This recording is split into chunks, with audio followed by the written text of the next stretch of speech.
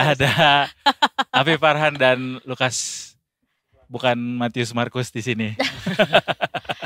Ada Mas Lukas dan Afif di sini. Selamat sore. Selamat sore guys. Apakah tidur kalian nyenyak malam ini? Malam tadi? 3 jam aja sih. Bentar gue nelpon polisi dulu ya. Oh, ada ini apa perampokan kemenangan timnas. Wow. Tapi tadi Brigadir Ade tidurnya nyenyak-nyenyak aja. Karena nggak nonton. Iya, benar. Yang nonton justru nggak bisa nyenyak karena pada masih kesel ya. Iya. Masih pada kesel nggak?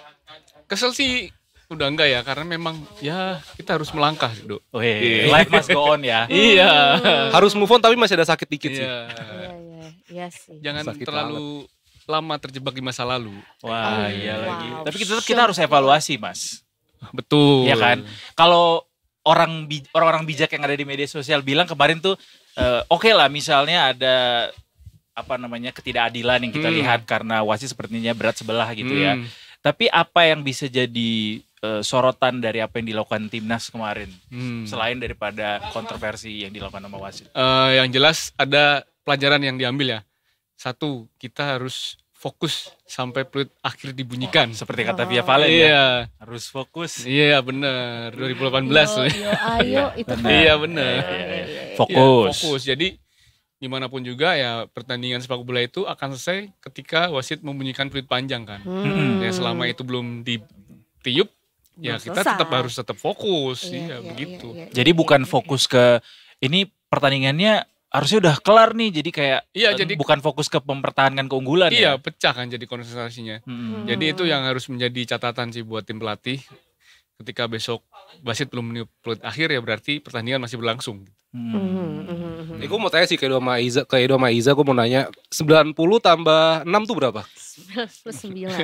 Kalau ngikutin 90 apa yang tambah diajarin 6. 90 tambah 6. Iya. 100 sudah berubah sekarang. Masa jangan ditambah-tambahin. Iya benar. 90 tambah 6 tuh 99 kalau kata wasit yang semalam. Wasit Alka. Mungkin dia konsepnya investasi, Pak. Jadi ada imbal hasilnya. Itu dia. Oh, benar. Bisa aja lagi. Ada bunganya. IHSG-nya lagi naik gitu ya. Iya sih. Karena aku Iya, ada juga bingung bunganya. kayak Itu loh. dia. Kok gitu. Kali Kenapa lebih tidak? kalau ya benar sih kata Lukas gitu, harus kita move on, tapi ya memang sakit hati sekali sih Pak melihat pertandingan semalam gitu kan. Iya, karena kita Ya. sempat melihat juga ada beberapa pemain yang juga udah kayak loh. Iya, bahkan kan terakhir Loh, kok? sempat ada ribut-ribut kan, Shane Patiyama sempat berantem, Iya. terus manajer timnas Sumarji di kartu merah, dan memang kalau menilik pada law of the games gitu ya, peraturan soal Asosiasi Badan Sepak Bola Dunia gitu kan. Injury time itu kan bisa diberikan ketika ada 8 poin kalau nggak salah. Yeah. Kayak misalnya substitution, pergantian pemain.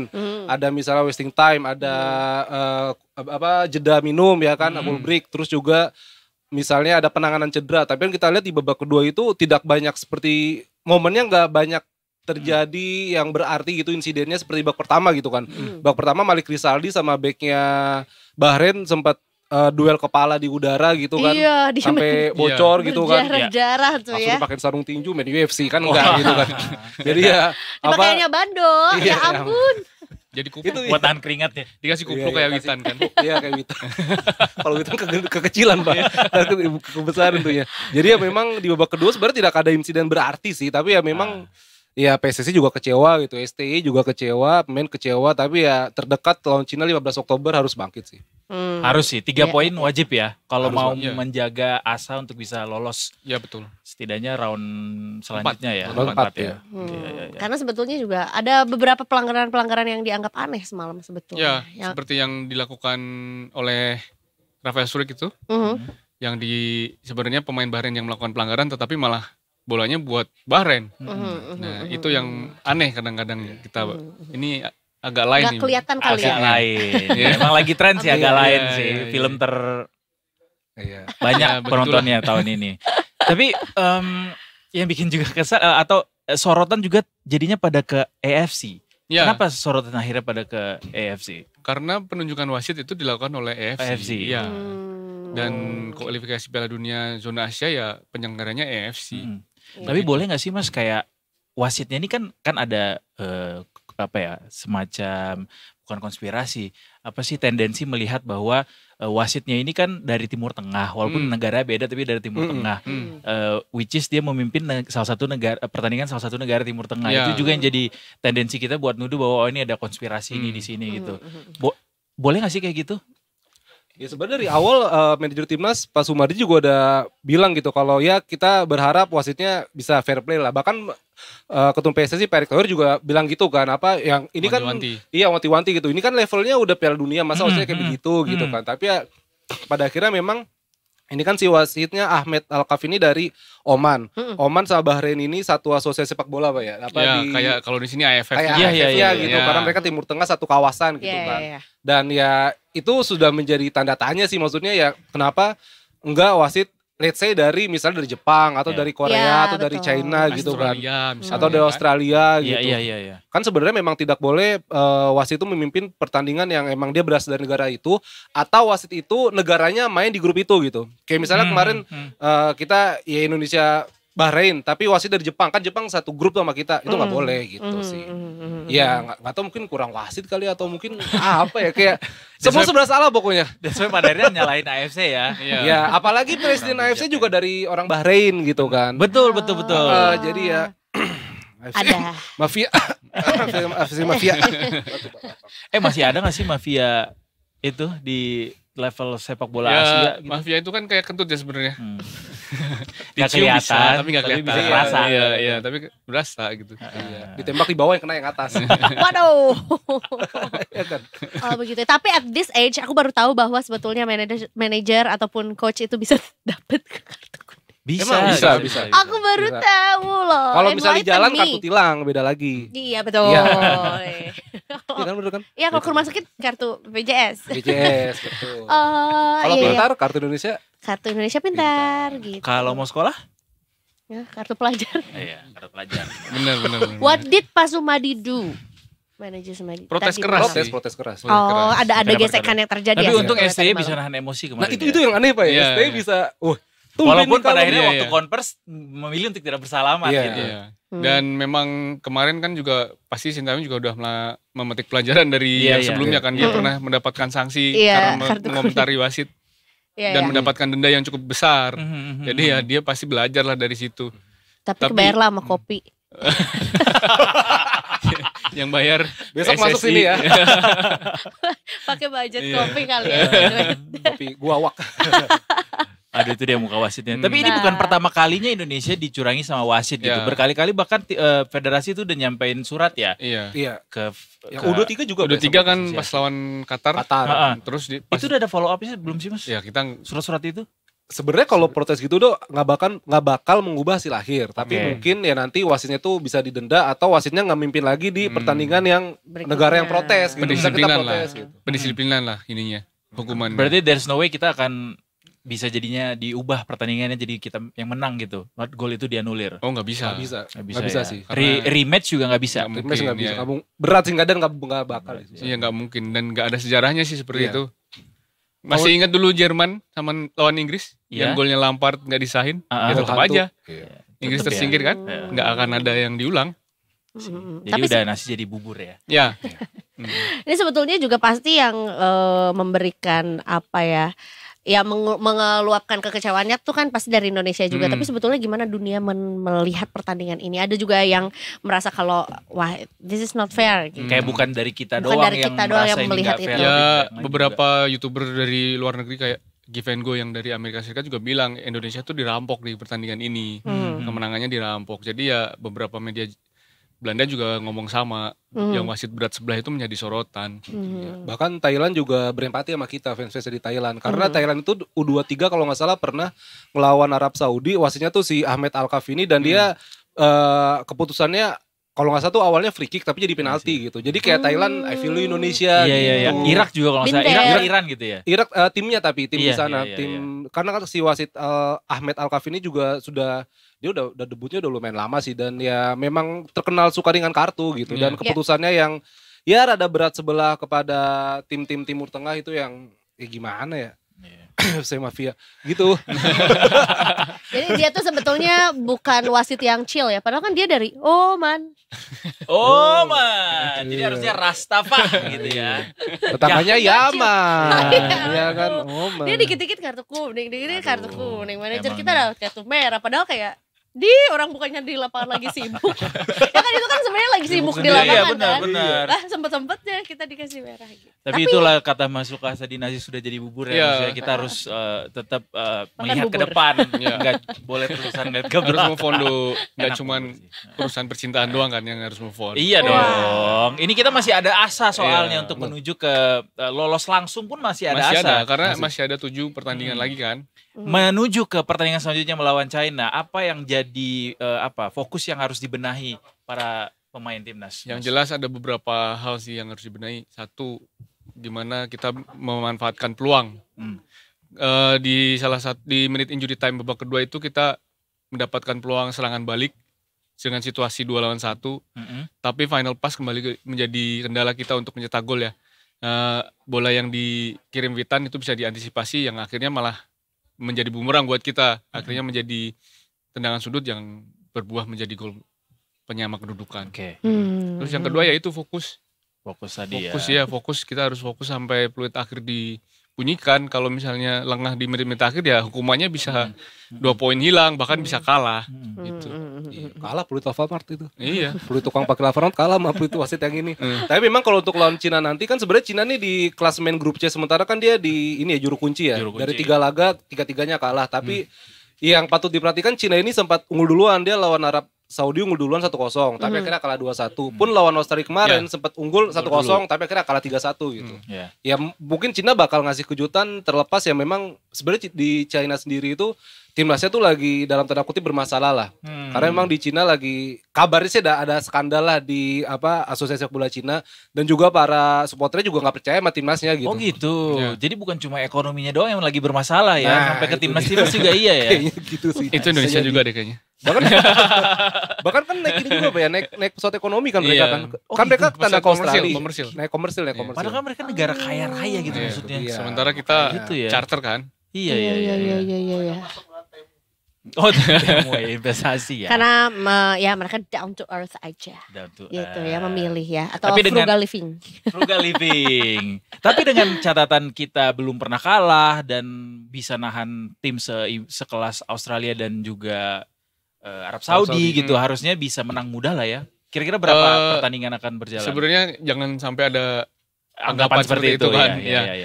Yang ada satu hal yang bisa kita syukuri di pertandingan melawan Bahrain ini, Ustaz. karena Indonesia bisa menyamakan kedudukan dan tidak kalah di saat kita ketinggalan lebih dulu. Iya. Dan bahkan kita bisa sempat unggul dan akhirnya kalah kontroversial kan. Kok nggak salah ini pertama kalinya kita ketinggalan ya selama yang di babak kualifikasi. Di beberapa pertandingan kalau kita ketinggalan di babak pertama, Pasti kalah. itu kemungkinan besar akan tidak mempunyai peluang untuk menang dan bahkan imbang kan. Apalagi melawan tim Timur Tengah, tahun ini kita belum pernah menang, selalu kalah di laga-laga sebelumnya.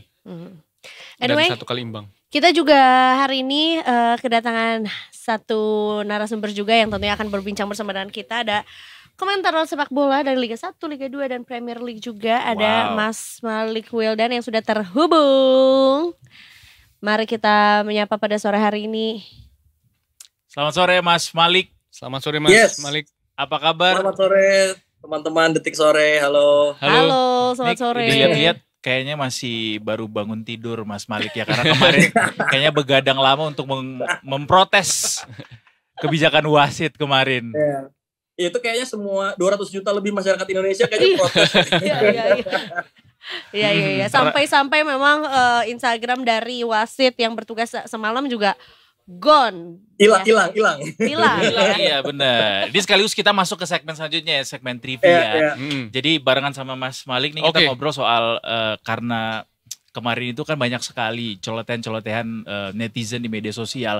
Apa yang paling banyak mungkin dari Mas Malik sendiri sebagai seorang komentator juga sebagai seorang fans, apa yang paling banyak disoroti oleh fans sejauh ini, Mas? Iya, yang paling mungkin kalau dari pertandingan semalam yang paling pasti disorotin kan kepemimpinan wasitnya si Al-Kaf itu yang tadi juga udah dibahas ya. Karena kan track recordnya beliau memang agak cukup minor sebetulnya. Dia tuh juga kalau nggak salah di AFC Champions League kan sempat cekcok tuh sama Cristiano Ronaldo kan pas main di Liga Champions Asia kan, pas bela kalau nggak salah mimpin pertandingannya Al Nassr. Nah jadi memang secara track record beliau kan udah diwanti-wanti tuh. Sebenarnya 45 menit awal aja kita udah ngelihat loh, ini kok banyak banget nih hal-hal yang questioning gitu loh. Dan pasti mungkin orang yang mendalami sepak bola atau bahkan gak mendalami sepak bola pun bisa ngelihat gitu. Terlalu obvious kayak banyak hal-hal yang sering menimbulkan pertanyaan gitu. Karena kan sebetulnya keputusan wasit kan memang mutlak nih di lapangan itu ya. Termasuk VAR check yang sempat berapa menit itu lama banget setelah golnya Ragnar kan. Maksudnya itu gol nggak ada indikasi offside, nggak ada indikasi handsball. Mungkin ada sedikit dorongan sih dari Hilgers gitu. Tapi kan itu bukan dorongan yang akhirnya membuat pelanggaran terjadi. Itu kan juga VAR check-nya lama. Dan wasit sebetulnya punya keputusan mutlak untuk langsung mengesahkan gol. Jadi dari situ aja udah kelihatan di 45 menit awal. 45 menit kedua malah makin parah kan keputusan-keputusan yang dia buat. Salah satunya kalau yang aku paling soroti itu ketika sebetulnya Rafael tuh nendang, mungkin masih ingat, jadi nendang bola dijegal, tapi malah drop kick, malah drop ball gitu loh. Nah drop ball itu kan sebetulnya situasi kalau 50-50. Nah pas Rafael nendang itu sebenarnya dia yang dihadang, yang dijegal. Indonesia harusnya mendapatkan tendangan bebas. Itu memang sebelum golnya Rafael terjadi, tapi dari situ aja udah, wah kok nih wasit makin parah gitu. Dan akhirnya ya puncaknya kan di 90 menit tambah 6 yang akhirnya meme-nya muncul ya, 90 tambah 6 ternyata 99. Pakai konsepnya investasi dia Mas. Sampai Jerome ikutan ya. Iya jadi konten ya. Oke. Iya. Kalau untuk pertandingan selanjutnya kira-kira apa? Tadi kita udah nanya juga sama Mas Lukas sama Afif gitu. Kalau dari Mas Malik sendiri, apa yang paling bisa kita ubah gitu atau yang paling kita bisa koreksi untuk pertandingan melawan China sebagai modal baiknya? Iya, nah sebetulnya kan poin positifnya kan selalu, kita kan bangsa yang selalu bilang cari hikmahnya gitu. Dan ternyata memang masih ada hikmahnya nih kebetulan di pertandingan abis lawan Bahrain kemarin. Pertama, away game ke tanah Timur Tengah itu hal yang berat. Itu udah jadi tren sejarah sepak bola Indonesia dari dulu. Kalau kita away ke Timur Tengah itu adalah salah satu tugas yang paling berat gitu. Dari eranya mungkin zamannya Mas Widodo dulu, terus sampai ke eranya Rocky Putirai, Bambang Pamungkas, sampai sekarang di eranya Rafael Strike dan kawan-kawan. Away ke tanah Arab itu adalah hal yang paling susah. Karena yang kita lawan tuh gak cuma 11 tim di lapangan. Ada faktor cuaca juga, adaptasi. Dan ini kan sebetulnya salah satu pengalaman baru timnas Indonesia, mengumpulkan begitu banyak pemain-pemain yang main di luar negeri. Martin Paes itu hampir menjelajahi bumi loh buat datang ke Bahrain. Itu hampir muter setengah global dia cuma buat datang ke Bahrain, dan kayaknya bakal jadi muterin satu dunia karena abis ini ke Qingdao kan, bakal ke Cina lagi terus dia bakal pulang. Jadi artinya tantangannya begitu berat. Itu adalah fenomena yang dihadapi oleh sepak bola Indonesia di era baru kita nih, era yang betul-betul membuat seluruh fans berharap gitu. Dan dari pertandingan lawan Bahrain, salah satu hal positifnya adalah sejauh ini kan kritikan terus tajam nih dilancarkan kepada Rafael Strike lah, bahkan dibanding-bandingkan sama generasi-generasi sebelumnya gitu. Tapi ternyata dia bisa menjawab dengan salah satu gol yang menurutku juga cukup elegan ya, cukup maksimal gitu, bisa didapatkan di momen yang krusial. Dia cetak gol, itu adalah gol pertamanya di first team, di senior team, karena kan kalau di U23 dia sebetulnya udah golin juga di kualifikasi Piala Asia U23, terus waktu itu juga sempat golin yang lawan Korea Selatan 2 kali, itu kan sebenarnya juga udah jadi bukti gitu. Jadi ya stop lah kritik pemain gitu, kalau mau kita kasih kritik yang membangun. Nah setelah itu juga kita bisa dapat poin 1. Nah poin 1 ini kan salah satu poin yang menurutku bisa jadi modal juga, karena dari 3 pertandingan kita termasuk 6 tim di babak ketiga kualifikasi Piala Dunia ini yang belum kalah-kalah, termasuk sama Jepang, sama Korea Selatan, sama Uzbekistan juga kalau nggak salah, satu lagi aku lupa. Jadi itu modal berharga gitu loh. Kita yang perlu orang ingat adalah kita tuh tim paling rendah sebelum akhirnya jadi Hong Kong ya, yang paling rendah di kualifikasi ini itu peringkat FIFA-nya. Jadi ini adalah sebuah pencapaian yang begitu besar yang didapatkan oleh Indonesia, dan kita tuh berangkat dari ronde 1 kualifikasi Piala Dunia dari lawan Brunei. Itu yang mungkin orang banyak lupa. Kita tuh berangkatnya dari lawan Brunei dulu 2 leg. Jadi ini adalah perjalanan yang begitu panjang dengan 3 pertandingan kita belum terkalahkan, menghadapi China yang saat ini berada di juru kunci, tadi juga sudah dibahas ya. Sekarang berada di peringkat paling bawah, dia belum menang-menang, tapi memang China tetaplah China gitu. Mereka punya iklim sepak bola yang juga cukup kadang menyulitkan kita. Kita juga sudah cukup lama nggak pernah menang di tanah wilayah China, Korea Selatan, dan Jepang gitu kan. Jadi ini adalah sebuah tantangan baru buat kita, tapi dengan 3 modal pertandingan belum terkalahkan, apalagi kita selalu bisa mempersulit lawan. Kita selalu bisa memberikan tekanan dari awal. Lawan Arab Saudi kita tekan di awal, akhirnya cetak gol Ragnar Ratmangun. Lawan Australia memang nggak golin, tapi kalau lihat 45 menit awal itu kita nyerang terus. Nah, lawan Bahrain agak telat panas, tapi kita unggul 2-1 sebelum akhirnya kontroversi itu terjadi. Kita tetap menguasai pertandingan. Nah, harusnya menghadapi tim yang statusnya berada di bawah levelnya Australia, Arab Saudi, kita bisa berbicara banyak sebelum nanti di bulan November. Itu adalah pertandingan yang paling kita tunggu-tunggu sih, lawan Hajime Moriyasu dan pasukannya. Wah. Lawan Jepang aja kalau udah seri udah bagus Mas ya. Lawan Jepang aja kalau udah imbang udah libur nasional tuh kayak. Iya. Selebrasinya harusnya lebih panjang lagi ya kalau misalnya bisa. Mas Malik, soal 3 pemain debutan Mas. Malik Rizaldi, Eliano dan Miss Hilgers. Kalau menurut Mas Malik, setuju nggak kalau mereka kita bilang tampil bagus? Ya, setuju. Karena kalau ini kan semuanya main di menit-menit yang berbeda ya. Eliano Reinders masuk di second 45 half, terus juga kalau Malik Rizaldi sama Mes main dari awal. Nah, itu kan semua fluktuasinya beda-beda tuh, momen-momennya kan beda-beda. Nah, kalau Mes mungkin salah satu hal yang cukup disoroti kan dia benar-benar baru. Dia benar-benar baru datang. Bahkan banyak juga beberapa ex pemain, terus juga pelatih dan pengamat sepak bola juga bilang bahwa Mes itu kalau bisa jangan diturunkan sejak awal. Tapi ternyata pelatih punya sudut pandang lain nih untuk sempat mengganti Rizky Ridho dengan Jordi Amat dan diduetkan antara Jordi dengan Mes. Ternyata Mes menjawab tantangan itu di 45 menit awal. Karena gol yang tercipta dari Bahrain itu kan bukan skema open play. Itu kan skema tendangan gledek yang bagus banget. Dan akhirnya masuk ke gawang Indonesia. Jadi secara open play Bahrain nggak bisa mengembangkan permainan untuk menembus pertahanan antara Mes dan juga Jordi. Nah, kalau Malik Rizaldi, kita kan sempat deg-degan tuh ketika pelipisnya. Di awal benar. Dan itu cukup awal. Iya, itu dalam banget, sempat kelihatan kamera. Ya, tapi ternyata dia bisa main sampai 60 menit lebih, 1 jam loh. 1 jam main dalam kondisi pelipis habis dijahit. Dan memang dipanggilnya Malik Rizaldi ini bukan tanpa alasan. 40 laga terakhir dia di Liga 1 ya. Itu kan dia bisa cetak 15 gol. Sama Persebaya pun dia jadi andalan di lini depannya Persebaya. Jadi memang dia menjawab tantangan dengan bagus dan ternyata hidup. Front three kita sama Ragnar, sama Rafael dan juga Malik Rizaldi. Di situ kan Malik jadi nopang pergerakan bola antara Ragnar sama Malik Rizaldi. Akhirnya Rafael jadi pemain yang ngedestroy lini pertahanan lawan. Jadi kalau banyak orang bilang, gue pusing ngelihat Rafael main di babak pertama loh. Yang bikin gol pertama Indonesia itu juga gara-gara Rafael bikin scramble di pertahanannya Bahrain. Kan dia sempat ngasih cutback tapi nggak ada yang nyambut kan. Nah, itu kan mulai kacau pertahanannya Bahrain. Terus tadi yang terakhir Eliano. Eliano ini kan masuk sebetulnya main di posisi yang bukan posisi dia. Gantiin Sandi soalnya ya. Dia gantiin Sandi. Kalau di Pexwolle kan dia main di sayap kiri atau sayap kanan kan. Tapi dia tiba-tiba harus main di kanan luar. Artinya ada adaptasi. Tapi ternyata STY cepat langsung ngasih tactical approach. Karena nggak lama dari Eliano main, Marcelino masuk kan. Nah itu di situ permainan mulai berubah tuh. Marcelino masuk, Witan masuk, akhirnya jadi salah satu proses tactical approach yang bagus. Nah memang tugasnya mungkin di faktor X ya. Artinya pendekatan pemain, Eliano dan Mes ini kan masih butuh kenal satu sama lain gitu. Jangankan pemain yang main di satu liga ya. Jangankan pemain yang main di liga yang beda, yang main di satu liga aja kadang belum kenal satu sama lain gitu.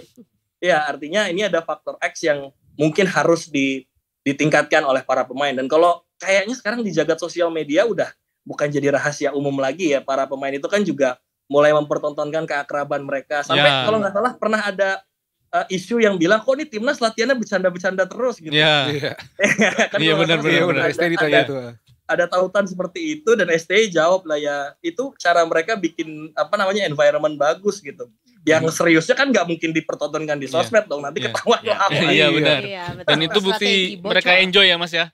Betul. Ya.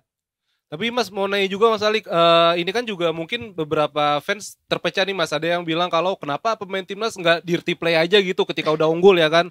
Kayak guling time ya. Iya kayak guling-guling lah gitu di lapangan gitu. Drama give them the drama. Iya, tapi memang lain sisi ada juga yang bilang kalau sebenarnya berarti para pemain timnas mau fight terus gitu. Mereka sebenarnya mau fight gitu. Mungkin apakah memang para skuad Garuda ini harus belajar main kotor gitu Mas atau bagaimana Mas? Gitu? Mending pendekatan yang mana ya? Iya, tapi sebenarnya kan di sepak bola itu hal yang biasa gitu Mas. Ya. Ya mungkin istilahnya bukan dirty play ya, tapi lebih ke komposisi untuk bermain lebih taktis di momen-momen yang krusial. Karena kalau dirty play kayaknya itu udah curang, jadi ya? jatahnya tim-tim negara-negara yang kita sudah tahu itu ya. Oh Bahrain ya. Oh Vietnam maksudnya. Kalau dirty play, Vietnam. kalau dirty play biar jadi jatahnya mereka gitu. Tapi kalau aku lebih menyorotinya level gini. Di sepak bola itu ada yang namanya insting pemain-pemain yang udah punya pengalaman di jam-jam dan level pertandingan yang tinggi. Kalau nonton misalnya tim-tim besar dunia gitu, mereka tuh ada cara-cara tersendiri ketika mereka tahu caranya untuk menang, know-how ya istilahnya dalam tanda petik know-how untuk memenangkan pertandingan adalah dengan melakukan yang tadi ya statement-statement dirty play tersebut. Tapi dirty-nya bukan benar-benar dirty. Misalnya ketika kalau teman-teman ingat deh, sebetulnya kan kontroversinya itu terjadi ketika menit 96 kita tuh lagi nyerang. Iya. Kita tuh lagi nyerang kondisi 3 lawan 2. Kalau nggak salah Witan waktu itu lagi bawa bola ya kan. Nah itu sebetulnya ketika situasi lagi nyerang itu sebenarnya wasit udah harus meniupkan peluit karena yang lagi nyerang adalah tim yang sedang unggul ya. bukan tim yang sedang kalah. Kalau saat itu kondisinya Bahrain yang sedang melakukan serangan di menit ke-96, wasit punya hak untuk meneruskan pertandingan. Tapi kan itu kan yang lagi nyerang Indonesia. Nah harus di situ Indonesia kalau mau ya, kalau mau pragmatis aja bawa bola ke sudut, bawa bola ke tiang corner. Itu kan banyak tim-tim yang melakukan itu gitu. Jadi maksudnya bukan dirty play tapi lebih ke taktis aja gitu. Bermain pintar ya Mas ya. Bentuk strategi juga sebetulnya ya. Karena kan nggak ada aturan atau larangannya sebetulnya. Bermain lebih pintar sih, lebih cocok. Iya itu banyak tim-tim besar yang melakukan itu gitu yang kalau kadang kita lihat ini pertandingannya kok agak membosankan.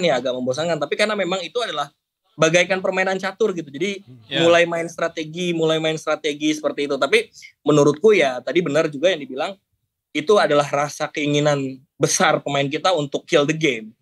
Untuk memenangkan pertandingan dengan margin 3-1 karena kalau kita menang semalam ya, kita langsung naik ke peringkat 2. Dan itu adalah kemenangan pertama dalam sejarah sepak bola Indonesia di kualifikasi ronde ketiga. Kita baru pertama kali masuk ke ronde ketiga kualifikasi Piala Dunia. Nah, masuk ke ronde ketiga aja itu udah sejarah. Nah, kita menang itu udah sejarah lagi. Jadi makin banyak catatannya di hari ulang tahunnya Coach STY ya. Hari ini ulang tahun. Dan dengan 3 hasil imbang aja kita sudah melampaui Thailand kan Mas? Betul. Dan kita hampir saja memakan korban sebetulnya kalau semalam memang menang lawan Bahrain ya. Karena kan Sintayong ini udah berhasil dalam tanda petik ya memecat pelatih-pelatih yang dia lawan. Lawan Vietnam, Philippe Rougier dipecat. Terus lawan Australia, Graham Arnold dipecat. Nah semalam Dragan Talajic itu udah nggak menang 2 pertandingan setelah menang lawan Australia. Main di kandang harusnya menang, tapi kondisi kalah. Itu kalau semalam Indonesia misalnya menang aja, kayaknya lewat ya Dragan Talajic. Iya benar-benar. PHK langsung. Tanpa pesangon. Iya. Dibuat nggak nyaman dulu. Biar cabut. Oke. Mungkin terakhir Mas Malik, prediksi untuk melawan China. 15 pertandingan. 15 Oktober ya? 15 Oktober. Gimana Mas? Ya. Kalau prediksi sih yakin besar ya keinginannya karena mood para pemain juga pasti sedang bagus yang artinya sekarang kita juga sebagai fans, sebagai supporter ya kalau mau menghujat si Pak Botak itu aja ya maksudnya nggak usah mengungkit hasil pertandingan gitu karena di sepak bola memang ada situasi yang terkadang menyebalkan. Kalau di sini mungkin ada yang fans Chelsea pernah ingat dulu Chelsea juga dirampok sama Barcelona. Iya. Udah, benar. Itu sampai Drogba begini di depan TV ya. Aduh luka lama. Belum move on Drogba itu sampai marah-marah di depan TV itu kan artinya hal-hal seperti ini di sepak bola itu bukan sesuatu yang baru. Kebetulan naasnya kita yang kena gitu.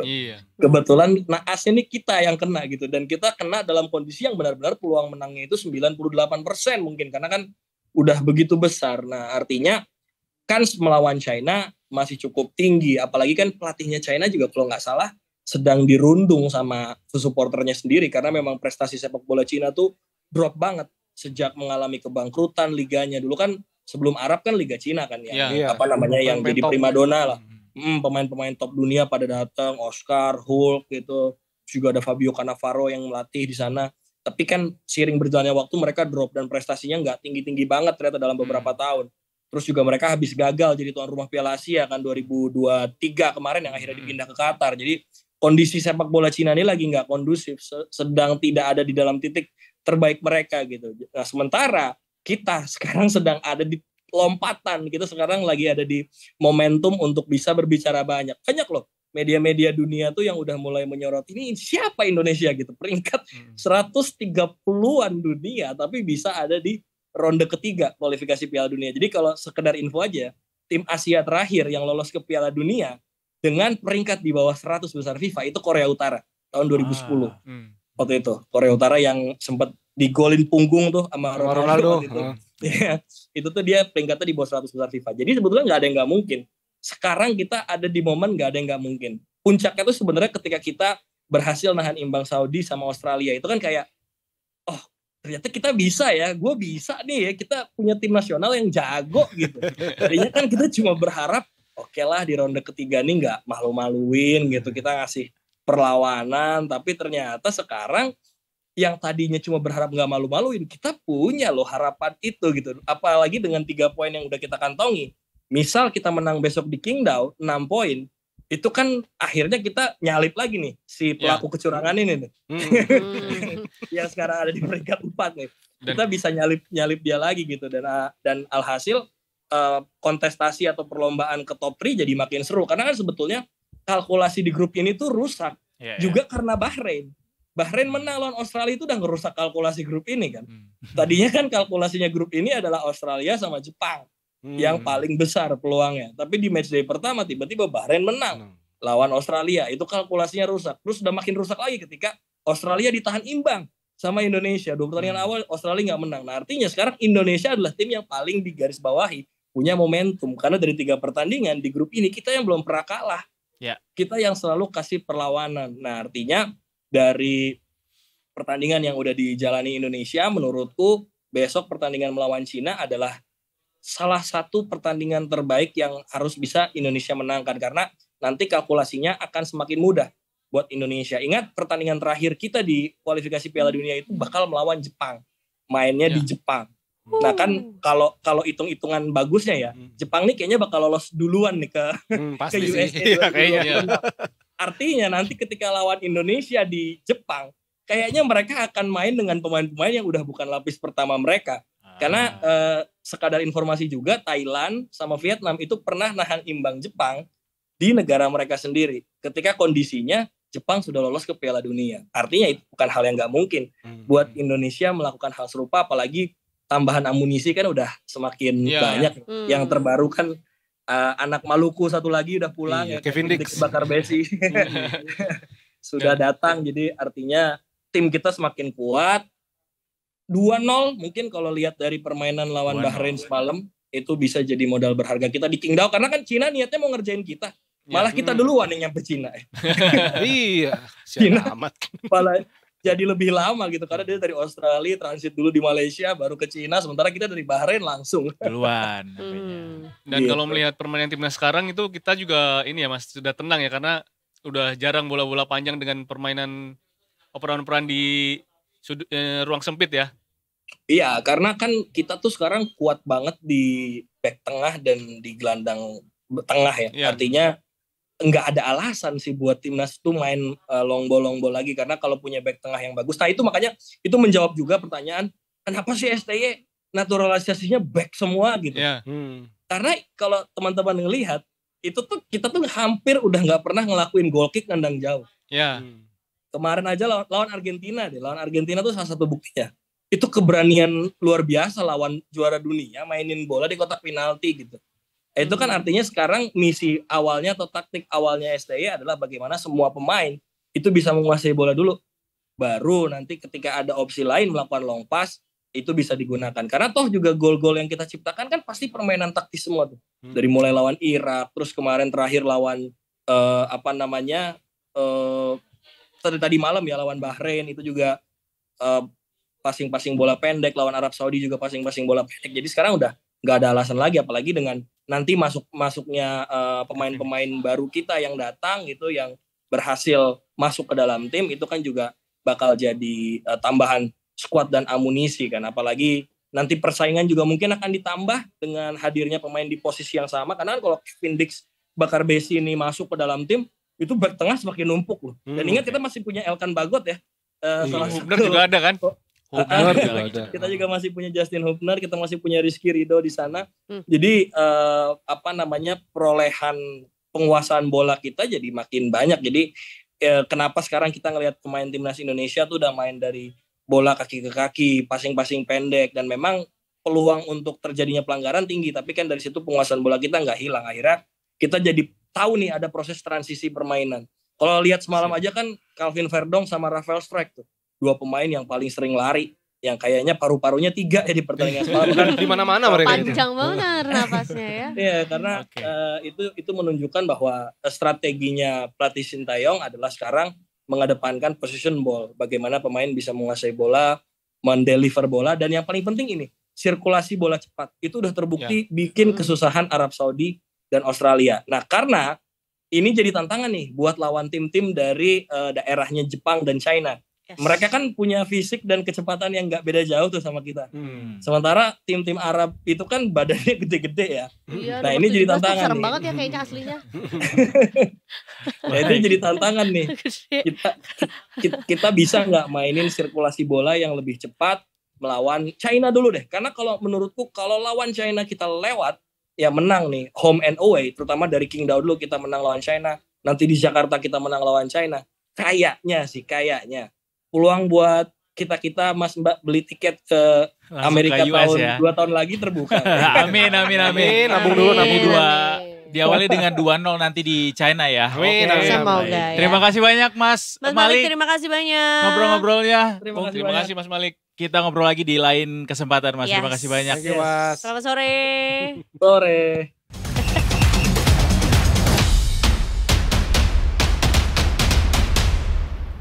Sore. Ayo. Emang seru. kalau ngobrolin sepak bola aja tuh bisa lama banget. Apalagi kalau satu pertandingannya bisa lama banget, apalagi sepak bola secara keseluruhan ya. Jadi berarti kita tinggal menunggu aja ya pertandingan berikutnya tanggal 15 Oktober juga Hari memberikan. Selasa jam 7 malam. Nah, jam 7 malam. lebih wise lah jamnya ya. Lebih bersahabat buat kita. Buat kita juga. Guys, kita masih ada satu segmen lagi sebenarnya ya, segmen trivia. Kita pengen nanya sedikit soal beberapa trivia untuk pertandingan melawan China. Ya. Kayak misalnya ini kan nanti ada pertandingan ini akan berlangsung di suhu rendah kan? Ya, 18 derajat. Ini jadi keuntungankah buat timnas karena isinya adalah kita pemain-pemain yang sudah terbiasa dengan suhu dingin jelas sekarang? Jelas itu akan menjadi keuntungan ya. Nah, kemarin kita lihat di waktu main di GBK. Tom Hai udah sampai merah Panasan, mukanya. Dan kemarin di Bahrain juga sudah merah mukanya. Jadi dengan kondisi cuaca suhu yang lebih bersahabat ya, semoga penampilan pemain-pemain kita yang berkiprah di Eropa akan keluar kemampuan terbaiknya. Mudah-mudahan. Gitu, Terus kemudian juga nanti dikabarkan kita akan main di satu stadion yang agak jauh nih dari kota dari besar pusat kotanya. juga, dari pusat kotanya juga. Kenapa tuh? Karena kemarin sempat ramai di sosmed. Itu sebenarnya akal-akalan mereka aja sih. Maksudnya dalam artian Federasi Cina, sepak bola Cina kan memang bebas memilih stadion di mana aja kan. Kita kasih yang paling jauh. Mungkin nanti kita pas Cina tandang ke Indonesia kita kasih di Papua ya kan. Bisa, di Maroke gitu ya kan. Kalau yang lebih jauh kan bisa di Listerdang kan. Oh iya, Desi Serdang. Iya kan. Kandang PSMS ya. Iya. Yang kemarin buat PON. Benar. Iya. Agak becek dikit gak apa-apa. Iya. Atau mungkin juga ya untuk keuntungan secara ekonomi juga di daerah itu. Oh, ya pemerataan Bisa ekonomi jadi. bisa. Iya. Sebenarnya hotel-hotel di sana laku. Bener. Karena mereka dengar kan kalau ya sama aja kayak pertandingan tadi malam, supporter Indonesia tuh mau kemanapun atau dimanapun kita bertanding tuh pasti akan banyak gitu supporter Indonesia. Apalagi sebetulnya di China kayaknya juga banyak banget orang Indonesia di sana gitu kayaknya ya. Sebenarnya ini yang patut kita perhatikan ya. Kondisi rumput GBK itu kemarin kan selalu mendapat kritik ya. Pas timnas kita main. Kenapa kita nggak main coba di GBT lagi misalnya, atau di Bali, atau di stadion yang kemarin buat venue Piala Dunia kecuali JIS ya, yang rumputnya sekarang udah rusak juga. Kita coba aja di sana. Kalau rumputnya lebih bagus memang begitu. Untuk next home game kita belum tentukan stadionnya di mana ya? Di GBK lagi. Masih GBK lagi. 15 November lawan Jepang. Iya. Pertandingan melawan Tsubasa dan dengan kawan-kawan. kondisi rumput yang Di bawah Hyuga. seharusnya lebih bagus ya. Harusnya. Oh, udah gak ada konser kan Pak ya? Iya sih. Nah, belum tahu tuh. Kita harus cek dulu di Iya, bulan November iya sepertinya akan ada sih konser-konsernya. Tapi kebanyakan sekarang di JIS bukan konsernya. Kemarin Bruno Mars di Bruno Mars JIS. di JIS. Iya. Terus Iya sih. ada apalagi yang kemarin di Beach Ancol itu yang Kita harus cek dulu sih Pak, Iya. karena bisa kayak kemarin waktu konsernya Raisa juga ya waktu itu sempat itu udah mau dipakai sama Raisa, ternyata ada pertandingan timnas yang pakai gitu, dan bisa jadi sebaliknya juga terjadi. Tapi mudah-mudahan rumput bisa jadi perhatian yang cukup jadi perbaikan lah untuk next home game. jangan ya. sampai kayak kemarin ditendang malah mengelupas kulitnya. Iya. Gagal lagi kita. Bopeng. menguasai pertandingan. Oke, dalam sesi kali ini marilah kita bersama-sama mengucapkan selamat ulang tahun untuk Coach STY ya. Iya. Meski Bahkan bahasa Korea dong. oh Afif yang paling jago. Koreanya. Pak, sikat. Weh. Oper aja. Tapi hadiah yang maksudnya dari paparan tadi yang disampaikan sama Mas Malik tuh kayak meski kita dicederai sama hasil pertandingan yang kemarin, ini adalah kado yang cukup indah lah ya buat STY melihat performa timnas sekarang Iya, gitu. jadi nggak indah gara-gara Benar sih. keunggulan di menit-menit akhir sih jadinya. Benar sih. Tetap Kayaknya kita memang cukup optimis tuh ketika gol kedua terjadi. Karena kan memang secara waktu juga kan udah muncul tuh si plus 6-nya. Jadi kita juga sebetulnya udah bisa memprediksikan oh sebentar lagi juga pertandingan selesai. Apakah memang sebenarnya nggak ada strategi untuk kayak guys sudah mau bentar, udah kayak ngapain kayak di lapangan gitu. ya seperti yang Afif bilang tadi sih ya. Sebenarnya Enggak, itu maksudnya itu bentuk dari strategi dong sebetulnya. iya, dan itu kan membutuhkan pengalaman ya seperti itu ya. Jadi ketika kita sudah sering bermain, kita akan paham di situasi-situasi seperti itu. Kalau misalnya kita sudah unggul, kita kayak menyerang ya kita pojok aja tuh. Bendera corner. Kita Udah, tahan santai di situ, di situ. santai di situ. Nanti kalau sampai ditendang sama lawan jadi throw in atau jadi corner kan Itu jadi pelanggaran. jadi pelanggaran, Iya. menambah waktu lagi kan yang terbuang. jadi Bisa. gitu ya. Buang-buang Iya, waktu. Iya. Ke Jadi- pojok, ngopi. Set, foto Iya. dulu, mundur dulu, gak Selama jadi. bola masih di kaki gak apa-apa. Iya. Atau kayak yang si pemain di Liga Jerman yang Theo Hernandez ngambil bola jadi handball kan bisa juga kan sebenarnya ditipu itu. sama Olmo waktu itu. Iya, itu balik lagi ke pengalaman sih, karena ada beberapa pemain kita yang memang jarang bermain kan di liga luar. Iya, atau sebetulnya belum pernah menghadapi case yang seperti ini gitu ya. Atau memang karena euforia aja terus pengen kill the game juga kemarin kan iya, pada akhirnya iya. kayak jadi terlalu naif gitu. Aku kita berharap lihatnya. sih ada yang kayak lame-lame guys sorry banget timernya lupa dimatiin. Next time kali Kalau ya. itu gue kali ya kalau gue jadi yang ini timernya. Asisten Guys sorry pelatihnya. banget tadi buka WA. udah istirahat Sempet-sempetnya. udah ya selesai. Gak ada ternyata. Ya udahlah kita fokus di pertandingan selanjutnya aja yang kemarin-kemarin udah siap. Jadi ininya tugasnya netizen kita aja buat mengomentari itu. Terakhir, prediksi China versus Indonesia 15 Oktober. Dari Mas Sukas dulu. Oke. Lawan China itu kita udah 17 kali main ya. 3 kali menang, 3 imbang, 11 kalah. Kita terakhir Banyak juga kita kalahnya ya. terakhir menang itu tahun 80-an, 87 kalau nggak salah. 2-1 di Kings Cup. Tapi melihat perkembangan Cina sekarang ini ya kita ada peluang kok bisa lah 2-0. Tanpa gol tuh dibikin Tanpa China gol. ya. Dan China di kualifikasi Piala Dunia ini ya memang masih seburuk itu. Bahkan Jepang aja bisa 7-0 kan. Iya. Di Arab Saudi 10 pemain 2-1. Kemarin Australia ketinggalan dulu bisa balas 3. Nah itu bisa menjadi peluang, dan jangan lupa Indonesia itu selalu mencetak gol saat tandang di kualifikasi Piala Dunia sebanyak 6 pertandingan. Nah ini menjadi modal bagus juga ya, 2-0 bisa, dan selama ada Paes, Michilgers, Jay Itzes, dan ditambah Rizky Ridho, pertahanan kita kuat banget. Dan ditambah Verdong di kiri, mungkin Eliano bisa menjadi starter ya, bukan nggak mungkin kita bisa clean sheet lagi. Bang Jay main lagi nggak tuh? Oh jelas. Pastilah, kan kapten dia. Iya sih ya. Yang Fragile. Bahasa Itali, artinya bang. Oh iya Fragile ya. Tapi kemarin dia habis viral loh. Karena? Nangkut sawit. Bukan Pak. Oh bukan ya. Itu jadi kebetulan Pak. Itu Gue kira yang viral yang satu lagi yang dijelasin arti Bang Jay itu apa gitu. Seperti ditanyakan sama fans di Venezia kan. Bang Jay itu apa? Bang Fra gitu. Fra itu kan bahasa Itali artinya bang. Gitu. Kalau Afif berapa? 3-0 lah. 3-0. Tanpa balas juga nih ya. Iyalah. Gokil. Ayo guys. Eza berapa? Harga mati nih. 2-1 untuk Indonesia. 2-1 ya. Gue sama-sama Eza 2-1. Kayaknya kita akan unggul 2-0 dulu, baru 1 gol dibalas di akhir gitu. Amin, ada amin guys semuanya. Kita pokoknya menang ya. Atau biar seru 1-1-1 gitu. Biar nggak deg-degan sih, langsung 2-0 aja sih. Iya. Iya sih. Kita mau lihat juga kira-kira mereka sukses nggak belajarnya setelah unggul 2-0 terus dibalas 2-1, bisa tuh mempertahankan si 2-1 itu. Anyway, terima kasih banyak guys sudah mau di Sama-sama Terima waktunya. kasih banyak. Selamat melanjutkan aktivitas. Yes. Kita nantikan bersama pertandingan 15 Oktober versus China. Semua doa untuk kemenangan timnas pastinya. Amin. Kita berikan semangat, ya komentar positif lah ya, karena sebetulnya mau bagaimanapun juga kemarin adalah permainan yang baik, permainan yang cantik juga. Dan ya di akhir kan sebetulnya lebih ke who knows that could happen gitu ya. Jadi tetap berikan semangat untuk